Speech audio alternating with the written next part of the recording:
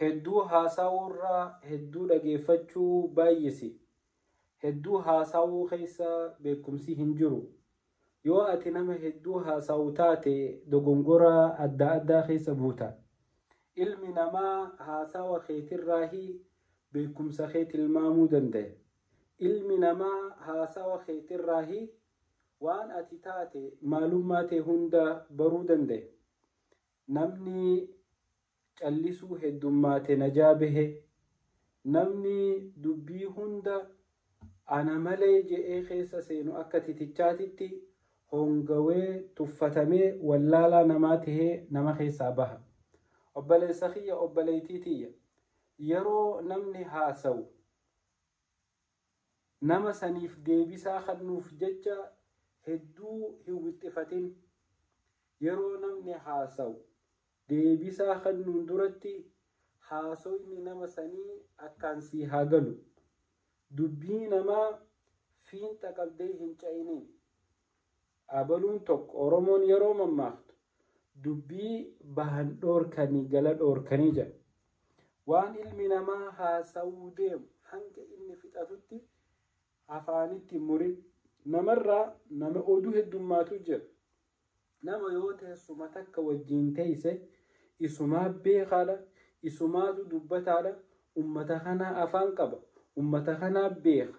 Naman jenne nama gaafa gatteessa irraa hanga bakka sanii haajaa fidhattee ol kaatu chaansii takka siin kennine. Ha'useetuma hatatat jee akka waan ibidda keessa bu'ee qatatat jee dubbiumaaf afaan walitti qabachuu hin dandeenye jira.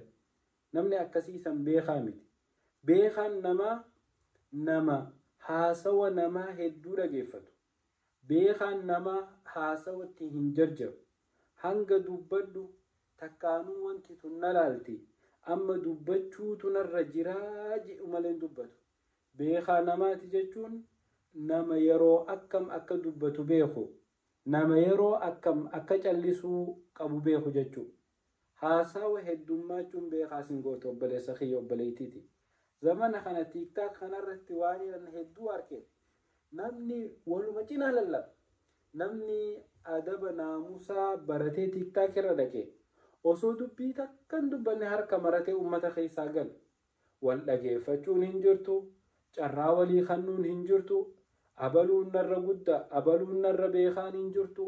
Yoo namuu akkuma horii wal cinaa halallabu taate eenyu haa dhageeffatu obboleeyyan kiyya. Rasuulli Rabbii sallallahu alayhi wa sallam man kaana yu'minu billaahi wal yawmil aakhiri falyaqul khayran aw liyasmut.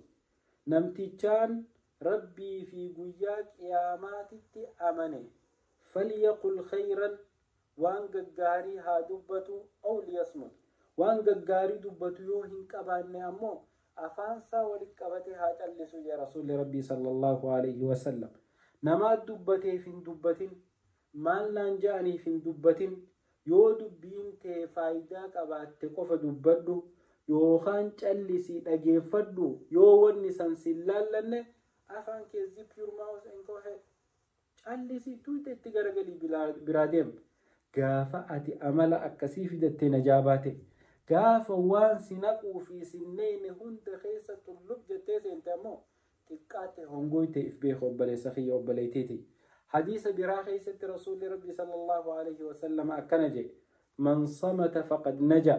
Namni callise najaa bahee jedhe. Musiibaa hunda jalaahi callisuun najaa si baaste. Yoo ati nama amma haasawa guddatu bira teesse nama tokko kanatu callisee nama dhageeffatu arge. Namni kun maaliif akkanatti callisee nu tafakkura jedhee nama kanaaf attenshiinallee kan nunni arkamti namni waa hubatu jechuudha.